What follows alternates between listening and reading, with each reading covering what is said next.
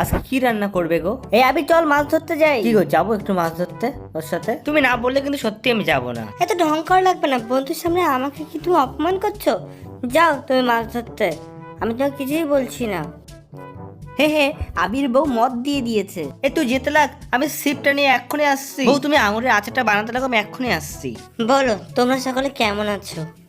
আঙুরের আচার বানাতে গেলে একদম ভালো ভালো বেছে বেছে আঙুরগুলো আজকে আমাকে কুড়িয়ে নিয়ে যেতে হবে। এই ভালো ভালো আঙুরগুলো দিয়েই কিন্তু ভালো একটা আঙুরের আচার হতে পারে।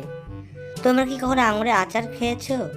দেখো কি করে আঙুরের আচারগুলো করতে হয়। এইভাবে করে আঙুরগুলোকে সবার আগে আলাদা করে নাও।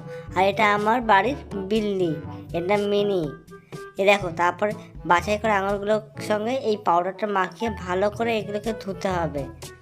দেখো তাহলে ধুলে এর ভেতরে যত কেমিক্যাল আছে সব কিন্তু বেরিয়ে যাবে।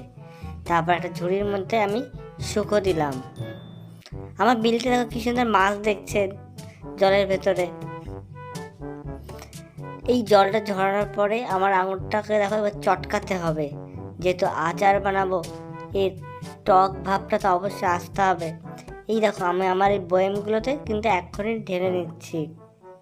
আমার চটকানো আঙুরগুলো এখন থেতলে গেছে। থেতলার আঙুরগুলো আমি কিন্তু এই কাচের বয়ামের মধ্যে সব ঢেলে দিয়েছি। আর এই রসটাও কিন্তু ঢেলে দিলাম। এটা কিন্তু রোদে দিলে কিন্তু অনেক দিন থাকবে, তোমরা বাড়িতে করে দেখতে